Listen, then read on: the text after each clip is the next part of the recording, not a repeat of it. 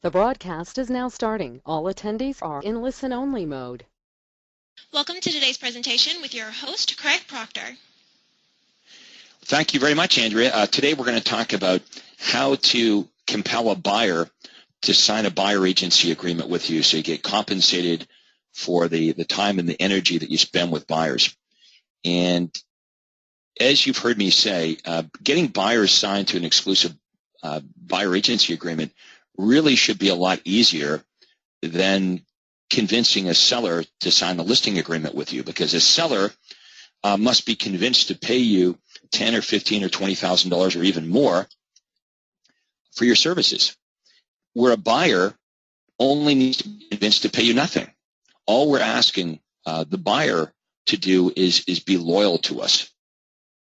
So ironically, many agents seem to have a lot of difficulty getting the buyers convinced to pay nothing versus the sellers convinced to pay $15,000 or $20,000.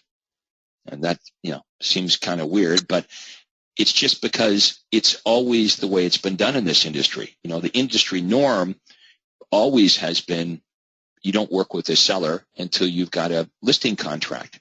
If a seller called you today and said, I want you to come over and look at my house and advertise it every week in the newspaper and online, and I want you to open house it, and I want you to show the property, and then maybe if you bring me an offer, I might pay you.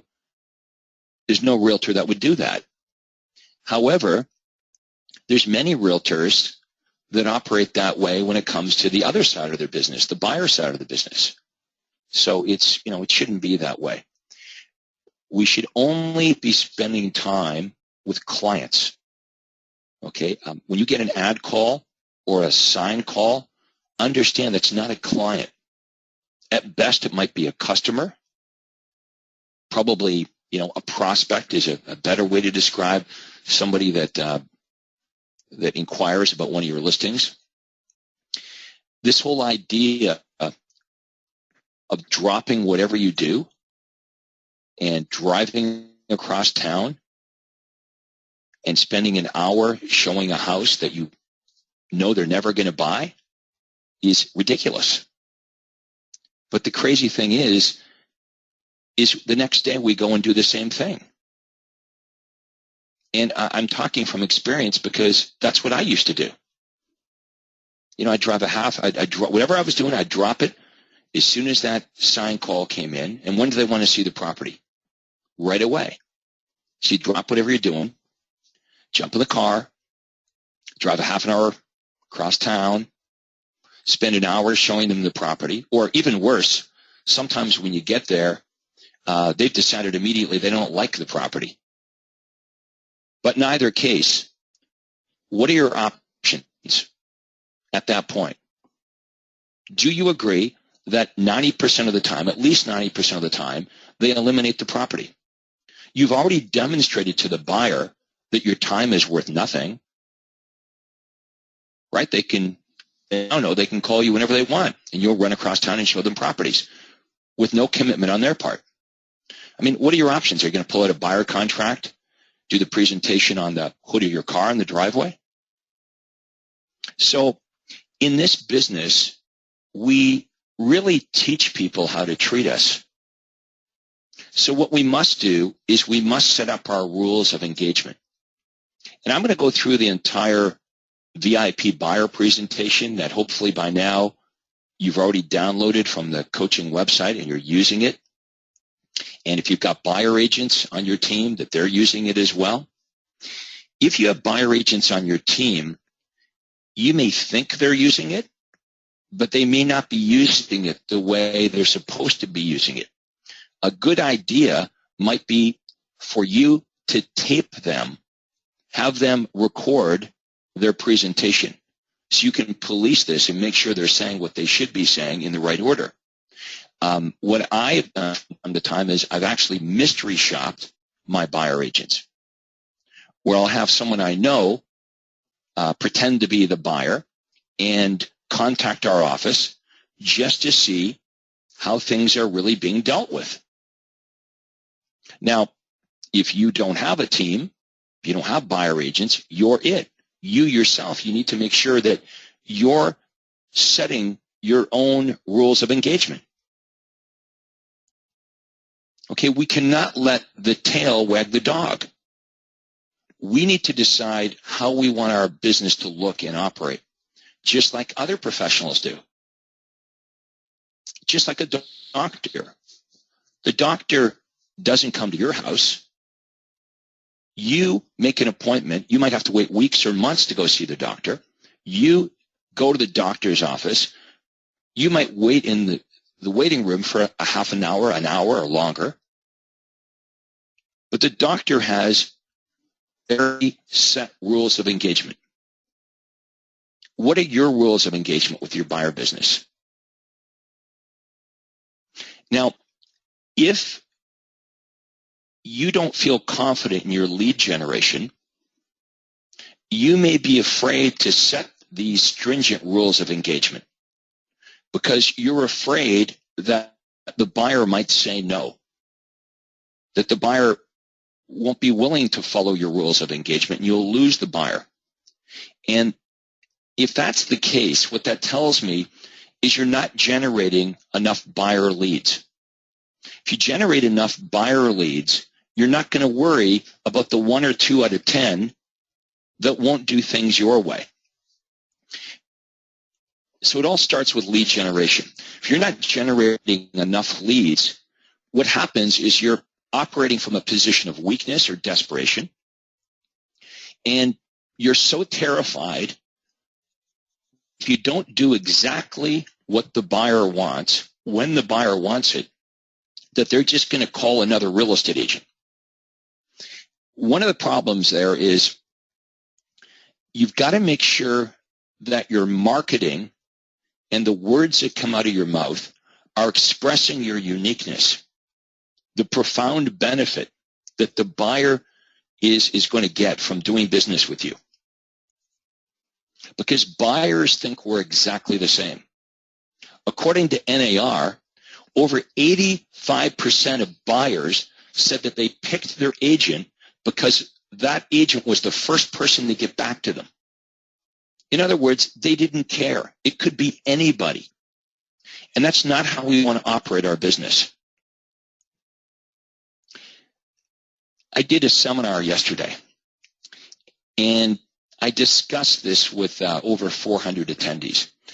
I said, when you get an ad call or a sign call, when do you need to call the buyer back? And the overwhelming response was immediately. And I said, well, why do you feel you need to do that? And they all said, well, because if we don't call them back right away, they'll just call someone else. So clearly, the buyers aren't doing business with these agents because of any profound benefit. Their position is a commodity. It could be anybody. And that's the way they live their lives. They could be at their son's soccer game. The phone rings. They have to leave the bleachers, walk into the parking lot, return the phone call. They could be at their daughter's recital. They could be at a nice romantic dinner with their spouse, and the world stops when the cell phone goes off. So I guess that is, certainly one option. It is a way the majority of realtors live. But if you're tired of that, then you want to get your marketing act together so you're generating more buyers than you could possibly work with. And when you generate more buyers than you could possibly work with, you've got the power of choice, the luxury of choice. And that's why we've been given the gift to choose. When you don't have that choice, you end up having to work with anybody and everybody.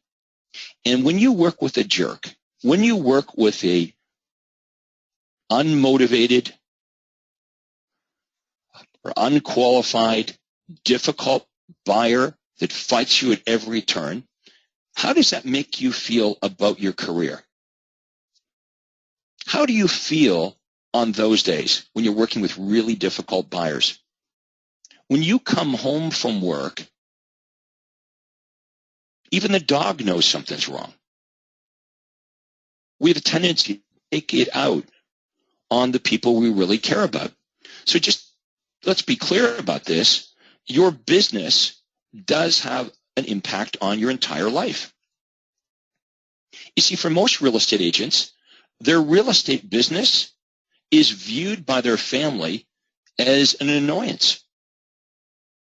It's not something they're proud of. It's something that they're disgusted with because it constantly interrupts any resemblance of a normal life. So we started in this coaching program by helping you with lead generation. So let's say that you've got that down and you're generating lots of leads. Some of our members will say, well, the leads are no good. Now, mind you, some of the leads won't be any good.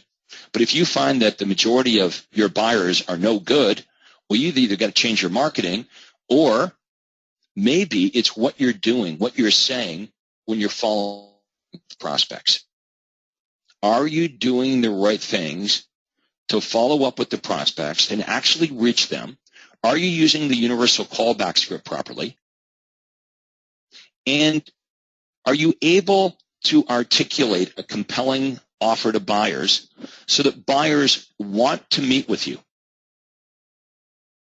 Yesterday at the seminar, a lot of buyers said, well, they won't meet with me. I can't get them. I can't make them meet with me. And I said, yep, you're right. You can't make anybody do anything. You can't make them meet with you. You have to use the right language in your offer when you're speaking to them to compel them to want to meet with you. That's the situation you got to create. You got to make them want to meet. You can't make them meet. You can't make them sign the buyer agreement. You've got to compel them to want to sign the buyer agreement. How do you do that? By communicating all the benefits. So let's assume that you're doing this properly. You're generating lots of leads. You're not operating from a position of desperation.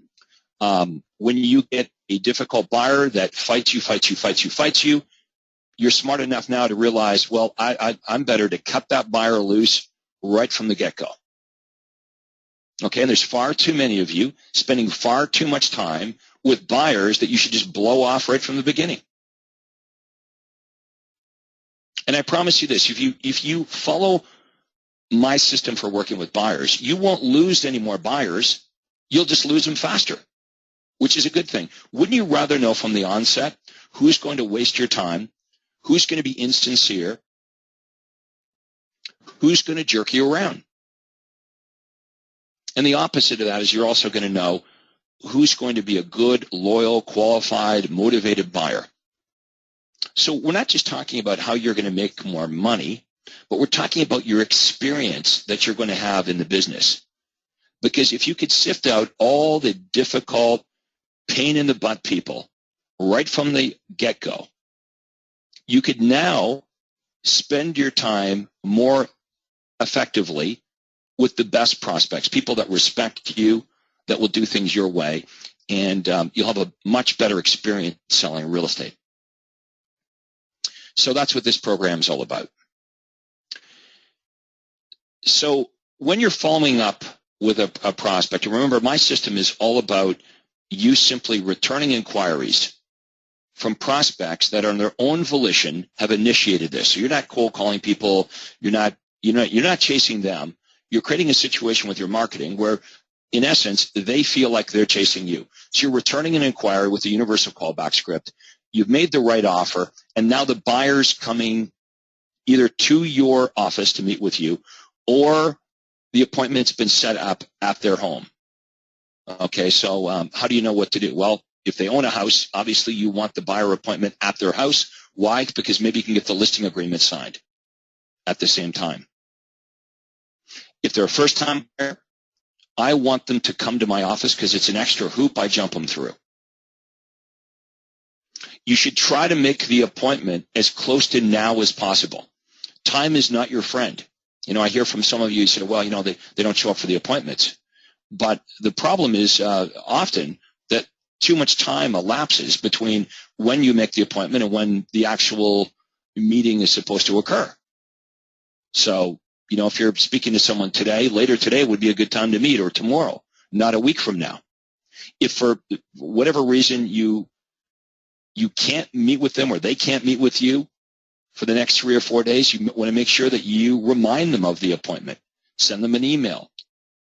Call them the day of the appointment or the day before the appointment. If you have a lot of no-shows, let me tell you what the problem is. They're saying yes to you to get rid of you on the phone, but they really don't see the value. They don't understand the value of actually showing up for the appointment. We've all done that, right? With a telemarketer. It's like, yeah, whatever, to get them off the phone. So you're going to know if you've got a problem in that area by the percentage of no-shows you have. If you get, the odd no-show, like 1 out of 10 appointments, that wouldn't cause me to go back and, rip things apart and start over again. Clearly, 9 out of 10 is pretty good. But if you've got 5 out of 10 buyers not keeping their appointment, I think you're sticking your head in the sand thinking everything's okay. Let's say that your offer to buyers was, look, if you come to my office, I'm going to give you a box of gold bricks. Everyone understands the value of gold bricks, right? They would all show up because they understand the value of a gold brick. But what you're offering to them could be more valuable than a gold brick. Right? It should be, because you're going to help them get the best deal on the biggest asset they're ever going to buy, a home. So now that they're at your office, you're going to probably take them into your boardroom, if you have one, into your office. And remember, they're coming into your office because they want to get information on properties, on houses. Okay, they want to get your daily emails, your list of homes that match their criteria. That's what your offer is. That's why they're coming to meet with you. But you want to show them more than that. So you're going to sit down with them either at their home or at the office, and you're going to go through the buyer presentation. So I'm going to take you through that. You should be able to sign the buyers up in like 15, 20 minutes. If that's not happening for you, then you're overthinking this. Remember, the buyers don't have a problem with signing the contract in most cases. It's the realtors that have the problem. The problem in many cases is between our ears, because we have no problem getting our head around the seller to sign a listing agreement, but many realtors, again, have a lot of difficulty getting their head around asking the buyer to sign the buyer agency agreement. So we've talked about the fact that buyers are liars, right? That's what I was taught when I got into real estate, that buyers are liars and that you have to list to last. And in 1988, when I started in real estate, it was true that you were smart to go after listings because there was no such thing as buyer agency. So all you could hope to do is build like a strong relationship with the buyers. And of course, many of us have tried that and we've been disappointed. So clearly buyer agency is here to stay. Okay. It is what you should be doing. And some of you even say, well, no one does it in my marketplace. Well, guess what? That's the best time to do it, when no one else is doing it.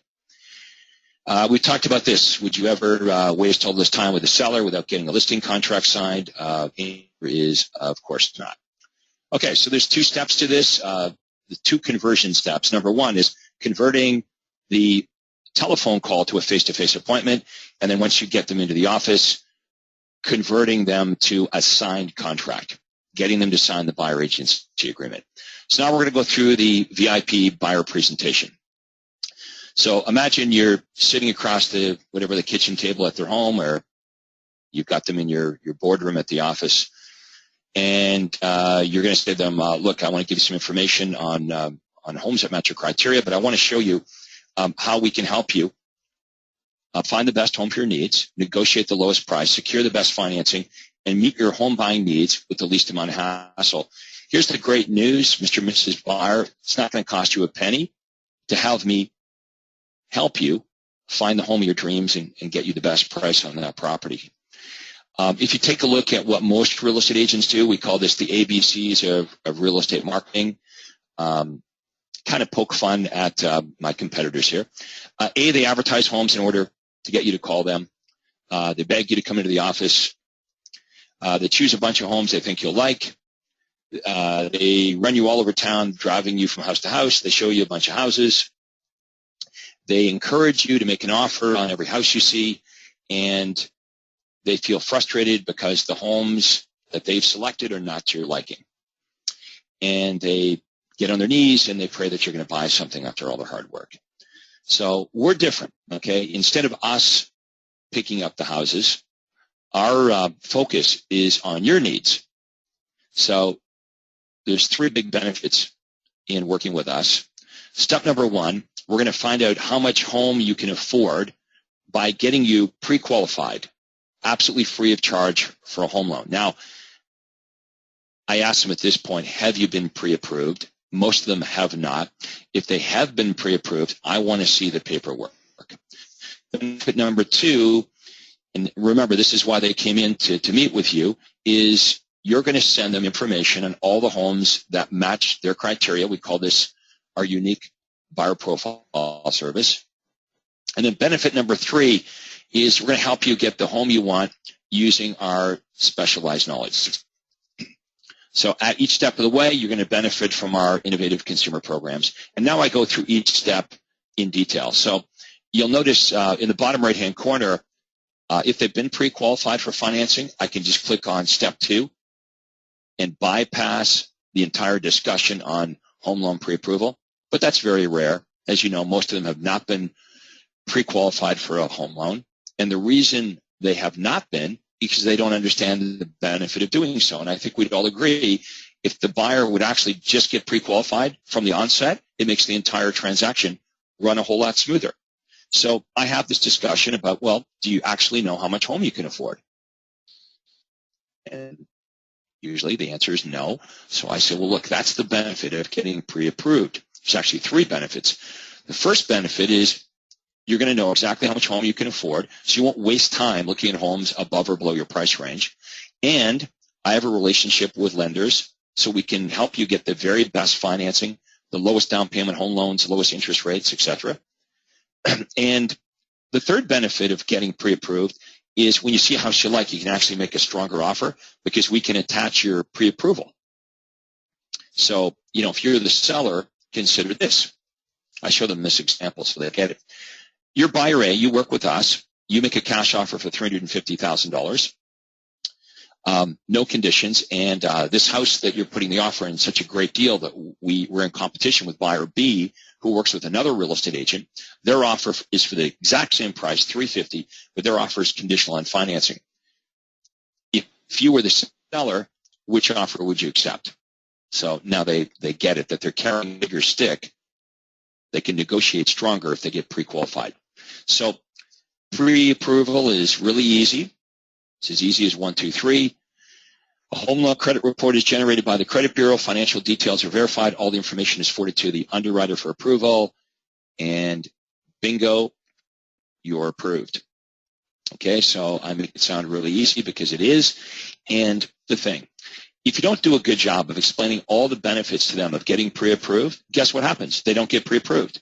I'm going to repeat this again. Would you agree that the whole transaction runs a whole lot smoother if the buyer would actually just go get pre-approved at the onset? So it's better for us if they get pre-approved, but if we sell the benefits of them getting pre-approved, not only is it better for us, but they understand why it's beneficial for them to work with us. It's a service that we're providing that helps them, but it helps us too. Okay, benefit 2 or step 2 is the buyer profile. So remember, this is what they all want to talk about, right?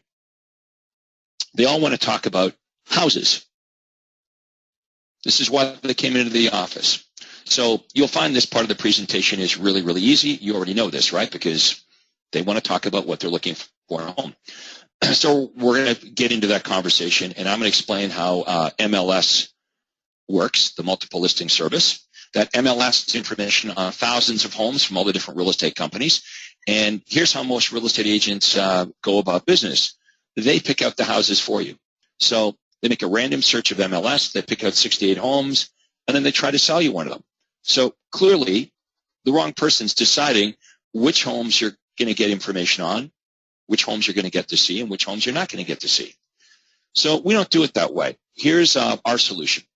Our solution is our one-of-a-kind buyer profile system, which gives you access to all the hot new listings that match your criteria. So instead of us taking control, we actually put you in control. Okay, you're in control. Your home buying criteria is entered into our custom computer database, and every day our custom computer searches through MLS, finds the homes that perfectly match your criteria, so we email you only the homes that are a perfect match. Then, at your convenience, you can check your inbox. Any homes that you like, all we ask is that you drive by them, and if you'd like to look at any of the homes, give us a call. Okay, so we put you in control. When you see a home you want to look at, give us a call. We'll arrange a showing. There's never any pressure to buy. Okay, so when you're in control, what that means is there's no more wasting your time searching through the newspaper, the internet, or driving through neighborhoods. You're going to know with confidence you're going to get automatic access to all the hot new listings before the other buyers even know about them. And you won't have to, we're not going to waste your time. You don't have to waste your time looking at homes that some real estate agents picked out that don't even interest you. You're going to, at your convenience, check your inbox, drive by the ones that look of interest to you, and then all we ask is when you see one you want to look at, you give us a call. So there's never any pressure to buy. Most agents pick out 6 to 8 homes and try to sell you one. Obviously, you can choose to drive by as many homes as you want, and you're just going to call us when you want to look at one. So you're in control. No more overpaying for the home that you want, because you're going to get immediate access to all the hot new listings. You're going to be like Johnny on the spot. You're going to know about these hot new listings that match your criteria before other buyers know about them, so you'll have an opportunity to be there first and negotiate the best possible deal. And the third and final benefit, and by the way, folks, most realtors don't do a very good job of step 3. Step 3, or benefit 3, is where we talk about what you and I bring to the table, our specialized knowledge. Okay, we're going to, at no cost to you, help you find the perfect home. We're going to help you prepare an offer for that home that meets your needs. We're going to present the offer on your behalf to the seller, and we're going to negotiate all the terms and conditions of that offer in your best interest. So, in summary, here's how you're going to benefit. You're going to get pre-qualified, free of charge for a home loan, and get access to special financing so you can afford more home for your money. And you're automatically going to receive the best new listings that match your criteria before the average buyer even knows about them, so you can beat other buyers to hot new listings. And you're backed by our specialized knowledge. Okay, we're going to get you the best deal on the home that you really want to buy. And here's the kicker. None of our valuable services cost you a penny. You like that, right? All we ask in return is for your loyalty. And at this point, I look them straight in the eyes and I say, you know, we're doing this and this and this and this for you. And none of this, remember, none of this costs you a penny. And all we ask in return is for your loyalty. Does that sound fair? As I look them straight in the eyes. And 9 out of 10 times they say, yeah, that sounds reasonable. I think it is reasonable, right? If we do this and this and this and this and this and it doesn't cost you anything, all we ask in return is for your loyalty. Does that sound fair? 9 out of 10 say yes. And at that point, I pull out the buyer agency agreement and I say, great. I shake their hand. Okay, great. Shake their hand, and I pull out of my briefcase the exclusive buyer agency agreement, and I say, this just reiterates in written word what you and I have just agreed to verbally. Now, what are they going to do at that point? If they balk at that point and they're not going to sign, basically what they've just said to you and I is they just lied to you. Because really, they just agreed that if we do all of these wonderful things and it's all free, that all we ask in return is for their loyalty. Does that sound fair? They said, yes, it sounds fair. And now we're pulling out our exclusive buyer agency agreement that basically expresses in written word what we've just agreed to verbally. And look, if they balk at this and they won't sign it, it means they're liars. And I would rather know that up front. If they say to you, well, yeah, we're okay with you doing this and this and this and this and this and all for free, but we don't want to commit to you, then I don't think that is reasonable, and I would think you would want to know about that. Now, there's other places that you could go. You could actually you could go to the cancellation agreement here too. Okay, if they wouldn't sign the buyer agency agreement, there's two places where you can go. You could do this. You could say, well, look, how about this? If you commit to me, I'm going to guarantee you in writing that I'll save you at least $5,000 off any home you purchase using my services. This is called a $5,000 cash savings buyer guarantee. I'm going to give you this in writing that I'm going to negotiate at least $5,000 off of any home that you purchase using my services, or I'll pay you $1,000 cash on closing. And if that doesn't work, you could even go here and say, and if you're not absolutely thrilled with my service, if you change your mind for whatever reason, I'm going to give you our cancellation guarantee. Okay, no strings attached. It's an unconditional guarantee for any reason whatsoever up until the time that we put you into contract on a property. If you're not happy, you can cancel the exclusive buyer agreement and you can just, go with somebody else. Now, if they still won't sign your buyer agency agreement, even when you give them the cancellation guarantee, you know what that means? It means run hard and run fast. You don't want them. Okay, now let's assume that, like I said, 90% of them are reasonable, and they say, yes, that sounds like a reasonable offer. If you do all these wonderful things, it costs us nothing in return. And we will, commit to being loyal to you. Then I have a brief conversation about what happens next. Okay, don't make this mistake. Don't sign the buyer to the buyer agency agreement and then shake their hands and say see you later without explaining what's going to happen next. So I have a conversation now that they've signed the buyer agreement about what to say and do when they come across homes on their own. Okay, if you see a home you like, feel free to call for information, but always tell the real estate agent that has the property listed that you're working with us. The benefit to them, obviously, is it'll prevent them from being hounded by their agents, but the benefit to us is we don't want other real estate agents messing with our clients. Get the available MLS number, and then we'll email you complete information. And this is important. Number 3, if you see a home you want to look at, always, always, always call us for the appointment. Never look at a home with anyone else. And the next step is we find you the perfect home. And it's really that easy. You should be able to sign a buyer up in easily under a half an hour. When you get really good at this, probably 15 or 20 minutes. My listing presentation took me twice as long. Sometimes I'd be there for an hour, maybe even an hour and a half. Here's one thing that I've learned. When you're at the seller's home, the longer you're there, usually the lower commission rate you're going to get. So we need to take control of these meetings. My listing appointments and my buyer appointments were always booked 1 hour apart, and that included travel time. So I might have a buyer agency appointment at my office at 7 o'clock, but at 8 o'clock I have a listing appointment on the other side of town. So I've got to get this buyer signed up, get them out of the office, get in my car, drive to the 8 o'clock appointment, do the listing and the paperwork, and then get to my next appointment at 9 p.m. So if you want to sell a lot of real estate and you don't want to work 80 hours a week, you got to be, sort of efficient with your time. You got to control your time, and you not only control how you spend it, but who you spend the time with. So let's go over to Andrea and see if there's any questions or comments so far. Yes, we do already have a question, a hand raised, and a typed question. We'll go to our hand raised first. It's Mr. McCarrion. Please go ahead, sir. Yeah, hi. Good morning, Mr. Proctor. How are you? Hey, Vic.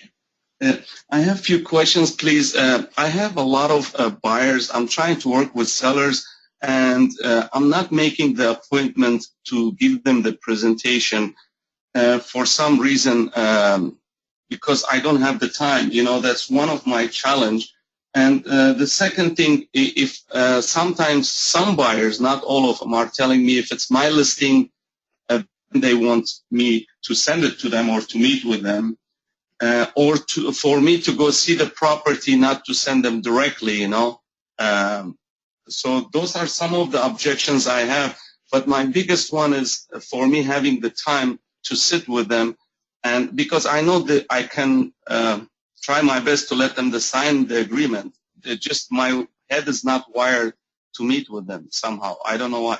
Okay. I don't really understand that argument because so if a buyer called you today and said, "Go show me this house and go show me that house," you have time for that, but you don't have time to meet with them up front and get their commitment in writing? Yeah, that's the challenge I have, Okay, well, why run around with people that aren't committed to you? Wouldn't it be better at the onset to book out a half an hour of your time, go through the presentation that we've gone through here today, and get them signed to an exclusive buyer agency agreement so you know you're going to be compensated for the time you spend with them if they do buy? Yes. Okay. How much time are you wasting right now showing properties to people that either don't buy a house or they buy a house but not through you? I agree, a lot of time. Right. So we can agree that this is the best way to do it. You've just got to, adjust your mindset. That is right. Like and you're doing what most agents do, and you're doing what agents have done for 100 years. It just doesn't mean it's the best way to do it. Would you operate your listing side of your business that way? No. Would you run around and waste money or time with sellers without a listing contract? No. Okay. When you list a home, do you say to the seller, "I'm going to do this and this and this and this, and it's all free"? You don't do that, right? That's right. You say to the seller, "You've got to pay me $10,000, $15,000, $20,000 or more in exchange for my services." You have no problem getting your head around doing that because it's the way it's always been done. But with buyers, what you're saying is, "I'm not going to ask for any commitment, even though committing to me costs you nothing. I'm just going to run all over hell's half acre showing you homes, hoping that maybe you buy a house and maybe you decide to use me." That is true. That is true. Maybe the reason is because I get sometimes overwhelmed with buyers. Let's suppose I have a listing, I get 25 calls, and I don't know how to set up the appointments, Then if you've got a lot of buyers, it even makes more sense to do it my way, because not all the buyers are going to be loyal to you. However, all the buyers want to steal your time. So you set up your rules of engagement. You want to say, there's a new sheriff in town. I'm going to draw a line in the sand here today, and moving forward, this is the way I'm going to work with buyers. Take those 25 buyers. How many of the 25 will come to your office and meet with you and sign a buyer agency agreement? Because you can't work with them all anyway. So why even bother trying? That's right. When you try to work with all 25, the problem is you don't do a very good job with any of them. You'd be better to take the 25, try to get half of them to come in and meet with you. So you got maybe 12 or 13 that agree to meet with you. And even if you got 5 or 6 to sign an exclusive buyer agency agreement, you would know who to focus on. That makes sense. Okay. Well, trust me, if you want to sell more real estate, Vic. Yes, sir. And you want to do it in less time, yes, then only you can decide to change your rules of engagement. If you want to be more efficient, you want to make more money, you've got to control your hours, and you've got to have better control over who you spend time with, and set your own rules of engagement.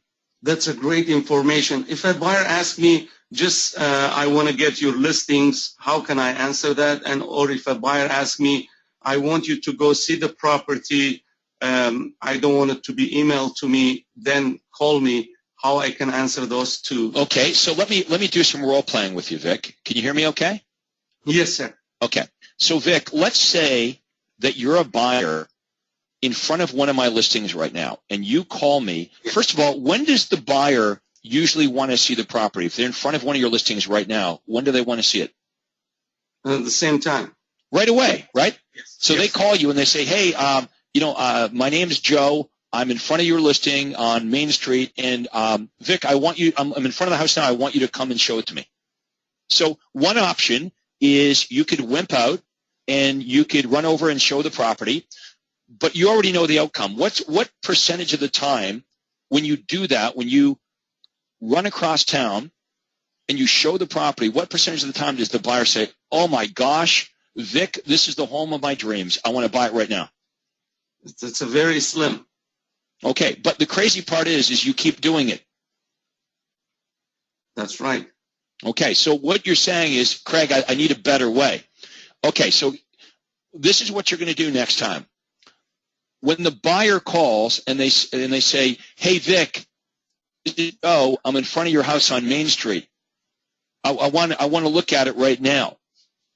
I will ask him if it's for you or for someone else. Excellent. I like that. So you're going to say, are you calling for yourself? Now, when they say yes, you're a good student, Vic. When they say yes, I want you to say this. You probably want to look at more than one house before you make a purchase decision. If I'm going to show you that property, why don't I show you all the other homes in the area that also match your criteria? Makes sense, right? How many buyers say, no, I only want to see that one house? Most of the time that argument works. Now, let's say that argument doesn't work, because every once in a while, you're going to have a buyer that says, no, Vic, I only want to see that house. We're only interested on homes on that one particular street. We don't want to see other properties. This is this should be part of your listing presentation. You should, as part of your listing presentation, get the seller's permission that you won't show any of your listings to buyers without first meeting with the buyers. Because this is what you're going to say to the buyer. If they say, no, I only want to look at that one house, you can now say, I'm sorry, Joe, but the arrangement or instructions I have from my seller is I must meet with the buyers to make sure that they're financially qualified and make sure they have all the information about the property before I show the home. Now, if they fight you on that, basically what you're going to say is, look, Joe, I'm sure if I had your home listed, you would want me to respect your wishes as well. That's great. And by the way, this is very good advice. A very good, an important part of your listing presentation is to actually do this, to actually say to sellers, Vic, do I have your permission to enforce that buyers come and meet with me so I can ensure that they're financially qualified, so I can ensure that they have all the information on your property before I just drag anybody and everybody through your home? Because that's what most agents do, right? That's right. Now, if you've got those specific instructions from your seller, it's very easy now for you to be able to explain that to the buyer. I'm not allowed to just set an appointment to show you the home. My instructions from the seller, the arrangement I have, is I must meet with you, make sure you're financially qualified, and make sure that we give you all the information on the property to even be sure that this is a property that's a good match. Now, sometimes if they fight me on this, I'm able to say to the buyer, I'm able to give the buyer information that will most likely exclude the home anyway. For example, Vic, if you were the buyer and I said to you, well, Vic, are you aware that this property has electric baseboard heating, not forced air or gas? Is that something you're interested in? The buyer might say, well, no, I'm not interested in an electric baseboard. You see, this is why we need to meet. You know, because if I had showed you that property, Vic, I just would have wasted your time and my time and the seller's time, because you're telling me you want to go look at the property and you're basing it on limited information. That electric baseboard heating. That's okay. Right. You know, so there are certain techniques that you're going to use so the buyer understands it's really to their benefit to come and meet with you. Now, even if you use these techniques, some of the buyers are still going to say no.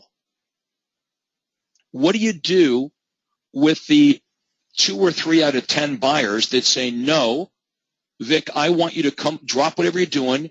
You're going to do it my way. and you're going to come right now and you're going to show me the house. Well, you're at the fork in the road. You can decide to either stick to your guns or you can wimp out and go show the house. But let's at least try to get the buyers to meet with us before we immediately give up and give in. That's right? true. Like at the last resort is wimping out. Yeah. Now, and here's the thing. When you wimp out against your better judgment and you run over and you show the house, just remember I told you so, because you're going to drive back in all likelihood to the office all frustrated, gripping your steering wheel, all upset with yourself because yet again you let the buyer take control of your time and your life and you've wasted an hour. That's right. Do you think I have the option, if the sellers are home, I just tell them there's a buyer in front of your home and I'm busy, they can see it. Is that okay, or it's not a good option? Well, you're setting up the rules of engagement in the incorrect way. So now the next house they want to look at, they're going to expect you to do the same thing. Oh, okay. Okay. Are you getting the buyer's commitment? No. No. This is about finding out whether the buyers are going to commit to you from the onset. Okay. And trust me, it's what's best for the buyer as well as what's best for you and what's best for your seller. That's right. This is not new to you, Vic, because this is exactly how you run your seller side of your business. Right? You have set rules of engagement when it comes to what you're prepared to do and what you're not prepared to do with a seller. A minute ago, you agreed that if a seller called and said, hey, Vic, I want you to come over to my house. I want you to advertise it every week in the newspaper. I want you to open house it. I want you to show it. And maybe, just maybe, if I decide to pay you, I will. You would run away from that seller. That's right. Okay, so you have no problem setting your rules of engagement with your seller side. All I'm saying is, shouldn't it be really a lot easier to convince the buyer to pay you nothing? Because you're already good at convincing the seller to pay you $25,000 in exchange for the exact same services. That makes sense. Okay, so now you just need to do it. You need Yes, to commit sir. to Yes, it. I just, my mind has to be. Okay, Vic, one more thing. When the first buyer that you try this on says no, stick to your guns, because they probably would have said no to you anyway at some point later on in the relationship, right? Yes. You said a minute ago that you have more buyers than you can work with. Yes, I'm flooded with it sometimes. Perfect. Then this is an excellent opportunity for you. Since you know you can't work with them all, let's set up your rules of engagement and find out which of the buyers are real. Right from the onset, which ones are going to be committed to you, which ones are motivated and qualified. Let's get them pre-qualified. We're going to do this all before you run around wasting your time showing them houses. If they're not going to work with you, they're not going to commit to working with you, why do you care about showing them houses? Okay. Okay, you got it? Yes, sir. Thank you very much. All right, thanks, Vic.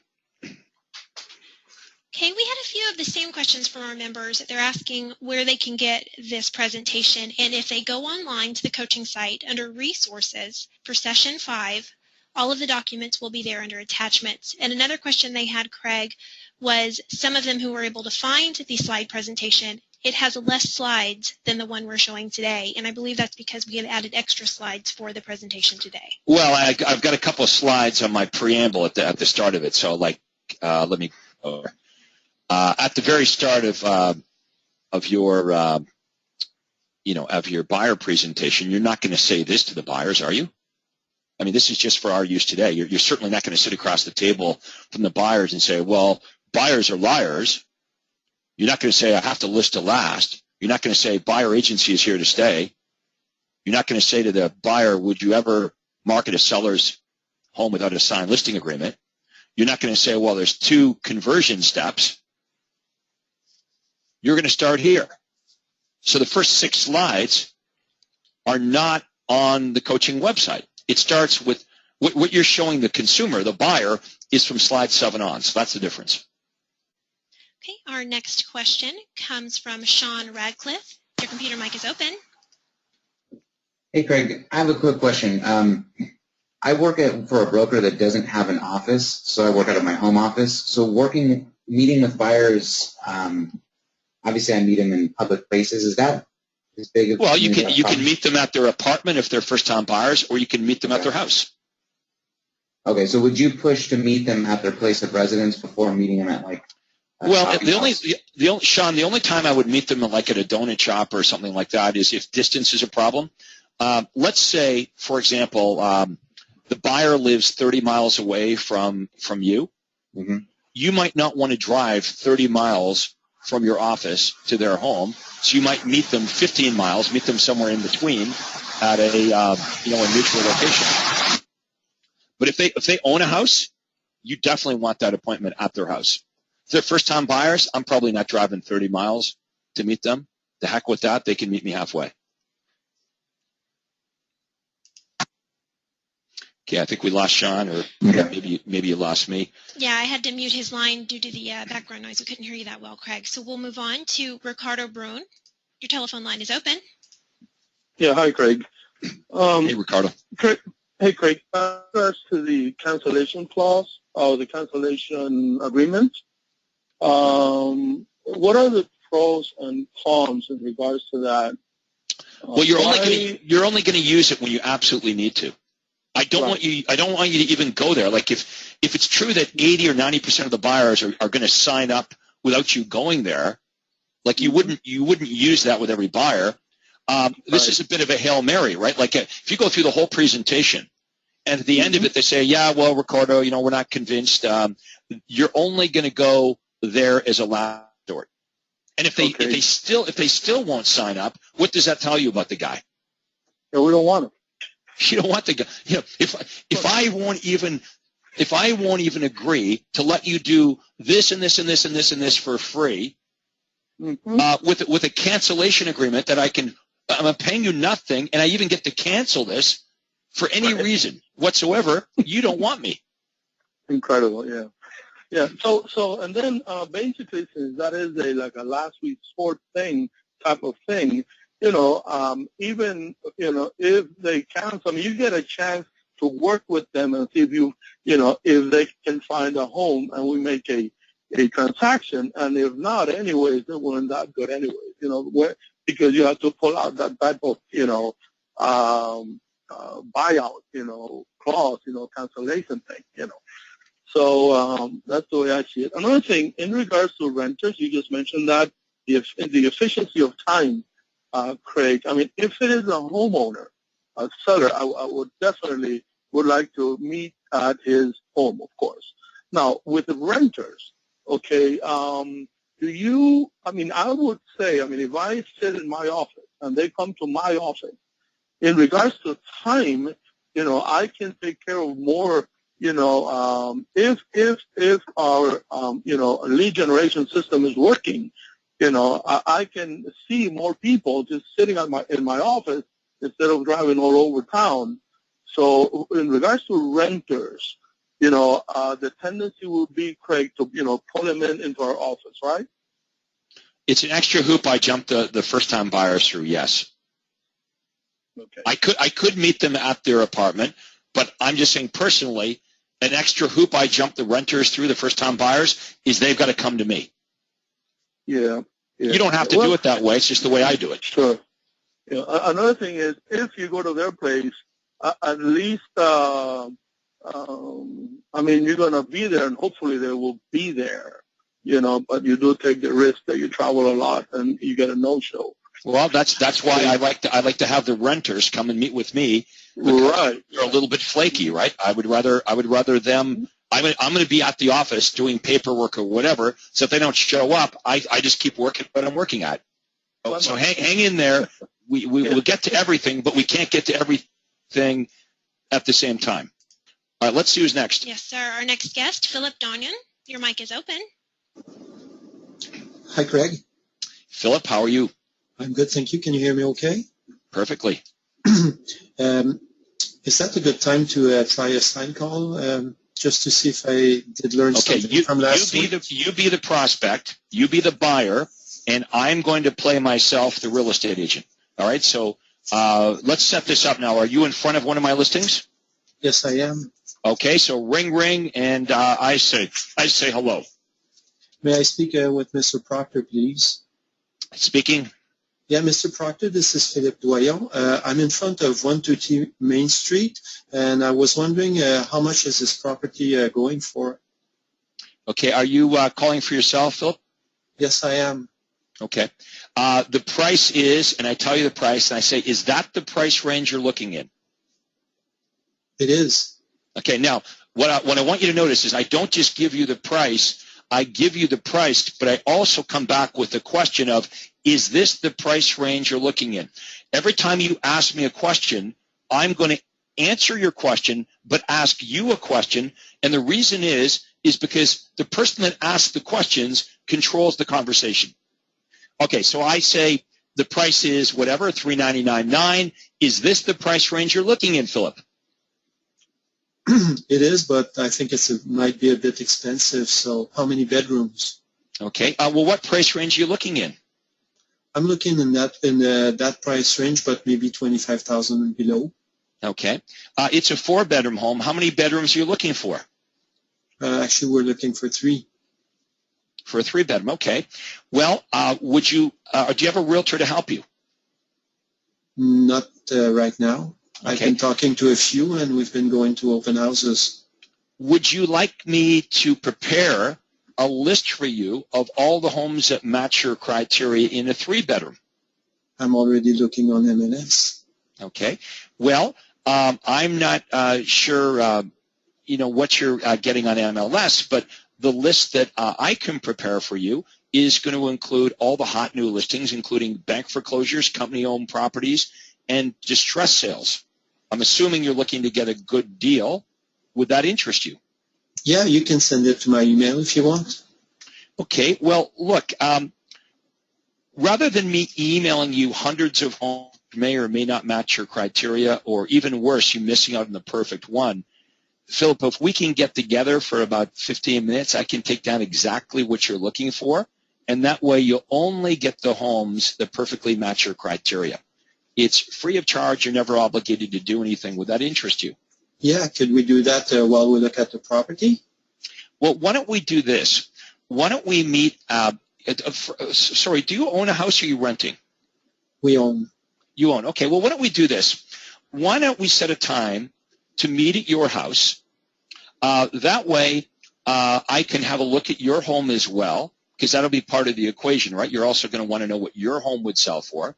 I could give you some information on what to do to prepare your home for sale, talk about timing, when's a good time to do this, go through all of the closing costs that you'll incur so you'll know exactly what you're going to net in your pocket, and we can have a very, detailed discussion about exactly what you're looking for. So when I take you to the house, I can show all the homes in the area that match your criteria. When's a good time for us to meet, days or evenings? I'm quite busy right now, so I guess maybe next week. Okay, well, that's what's perfect about our service, Philip. It's perfect for busy people like you, because once we spend 15 or 20 minutes together, I'll understand exactly what you're looking for, and at your convenience, you can check your inbox. Any properties that you want to look at, all we ask in return is that you give us a call, and we'll arrange a showing. Yeah, but I don't want to list my property before I find the perfect property for me and my spouse. Great. Okay, well, why don't we get together? What's next Tuesday at 7 o'clock look like? How about 8? We're late. We have a late dinner that day. Well, I guess I could squeeze you in at 8, Philip. Okay, then. Well, that looks like a typical conversation for sure. Okay, did that feel comfortable to you? Yeah, actually. Felt good for me. I didn't feel too pushed in. Well, and okay, the other option would be if you didn't play the game with me, then I would, not have an appointment with you, but I certainly wouldn't be running around showing you houses. So my mindset is, since I can't work with all the buyers, like Vic said a few minutes ago, he says, I got 25 buyers on any given day. I can't work with them all anyway. So, I'm not really attached to the outcome. I would prefer it if you would meet with me, but it's not the end of the world. If you fight me and fight me and fight me and I can't get you to agree to meet with me, then I guess I'm not showing you any properties. So, I'm cool with that. Okay. I went to see a seller today. He's in the middle of renovating his property, and I told him I'd give him tips on what to do and what not to do to sell his property for the most amount of money. But he was pressing me really hard for a commission and an evaluation, and I just told him that there was... Is he ready to list his home today with you? Nah. Okay. Then there's no sense talking about what the house is worth until he has the house finished. He's repairing it. He's getting it ready. And the price that you give him today may not be incorrect a month or two from now when he's ready to sell. Well, that's what I told him. And I told him if he felt comfortable interviewing other realtors, after that I could show him what I can do better and more for him. So I don't know what's going to... Well, Philip, I wouldn't plant that seed in his mind. Well, he was already telling me that he could get a better commission. Okay, well, that's different. If you asked him, are you speaking to other agents, he says yes, then you want to position yourself as last in. I just want to make sure that you're not suggesting that he should be meeting with other realtors. No, he brought it up himself. Okay. So look, here's the problem. If you give this guy a commission rate, it doesn't matter what rate you give him, he's going to find somebody else that's going to give him a lower rate. Well, that's what I told him. Yeah, it's a no-win. So this is what I would say. I would say, look, Mr. Seller, I want to do a really good job for you, and I want to show you how, you're asking about the rate, so clearly your focus is on who's going to charge you the least. And what I want to show you in my presentation when you're ready is how I'm going to net you the most amount of money after the commission.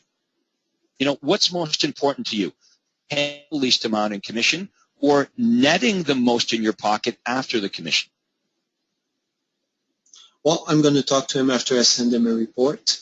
Right, but you do not give him the price or a commission rate until he's ready to list. It'll just be used against you. You know what he told me? He says everybody does it, and I just told him I don't work like everybody. Right, and that's why you want to say, look, if you want to list with just anybody, you can do that, but I want you to appreciate the fact that I am different than other realtors, and I want to do a great job for you. I don't want to give you a price today when you're preparing like he's doing renovations to the house. How the hell would you evaluate what his house is worth today before he's fixed it up?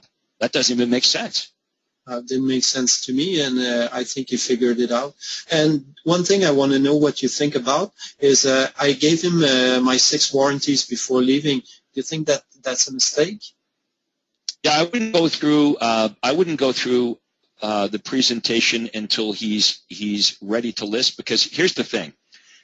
If you gave him part of your presentation, Philip, in your mind it's not your whole presentation, but he might think it is. He might think now, well, I met with this Philip guy. He, showed me what he was going to do. Even though in your mind it's not your whole deal, he might think, well, I've been there and done that. I've met with Philip. Now I'm going to meet with a couple of other agents. And you don't want to put yourself in that position. You want to be talking about what you do and what you charge and the listing price when he's ready to list. Because meeting with the seller, and this is kind of what you did wrong here, you agreed to meet with the seller before the seller was ready to list their home. So you set yourself up for failure, because no matter what you did or said on that appointment, he wasn't going to list with you anyway. He's not ready to list. He told you he's not ready to list. So Philip, do you see the error there? The error is you agreed to meet with a seller that's not ready to list. Yeah, well, I thought I'd practice on him. Well, that's okay. Follow up, but all I'm saying is, can you see how now you're positioned poorly? He might think, I had Philip in, he wouldn't tell me his commission rate, He wouldn't tell me what he's going to list the house at. So the heck with Philip. You would have been better off to, to qualify him on the phone. And when he said, "Look, Philip, I'm not ready to list my home because I'm doing these repairs on my house or renovations," and you ask him, "Well, when are you going to be done the renovations? When will you be in a position to list your home?" He says 3 months from now. You want to follow up and meet with him 3 months from now when he's ready. Mm-hmm. You've heard me say this before. It actually is detrimental to meet with a seller before they're ready to list. With a buyer, it doesn't matter. Because if the buyer said to you, "Hey, Philip, I'm not ready to buy a home for 3 months," who cares? You get together with the buyer, you sign them to a 1-year exclusive buyer agency agreement. You don't care whether that buyer buys today, 3 months from now, or 6 months from now. But with a seller who's not ready, who's 2 or 3 months out, I mean, this guy's doing renovations to his home, no matter what you did or say to him, he's not going to list his house with you. Okay. Anything you say or do can and will be used against you. What if he thinks now, "Well, I met with Philip, so now I'm going to interview other agents," and he doesn't call you back when he's ready? Or when you follow up with him, he figures, "Well, I've already met with Philip. I'm going to meet with other agents." But when he meets with the other agents, now he's ready to list. 3 months down the road, when he meets with the other agents, how much of what you said yesterday is he going to retain? Answer, not much. So you've actually positioned yourself at a massive disadvantage. Okay, food for thought. I'll try to do my best to have him call me. Yeah, all I'm saying is I would not have met with that guy. Okay. Why meet with somebody that's not going to list their home with you? Practice my skills with it. Yeah, but you know what? There's better ways to spend your time. If you want to practice your skills, we can do it on these calls, right? We want to practice with each other, not with clients. Okay.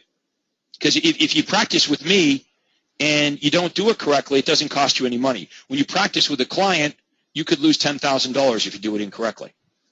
So just, and here's the thing. In my business, when I made mistakes, here's how I looked at it. A mistake was only a mistake if I didn't learn from it. So what's the lesson to learn? You've got to be harder when you're qualifying the sellers on timing. Mm-hmm. Do not meet with a seller until they're within a couple days or a week at the most of listing their home. Mm-hmm. Because no matter how you argue it, all you end up doing is putting yourself at a massive disadvantage by meeting with the seller months and months and months before they're ready to list. Okay. All right, got it? Yeah, well, thank you for the input, Craig. I really appreciate it. All right, thanks, Philip. All right, I hope everyone enjoyed our presentation here today, but the most important thing is to do it, is to take action. And I'm pretty passionate about this. Ideas are nice, but implementation is what's most important. So we talked today about how to run your buyer business, and I hope you step up to the plate, create your rules of engagement, and respect yourself and respect your business and your time. So that's it for today. Thank you for being on today's coaching call. Take care. That concludes today's webinar.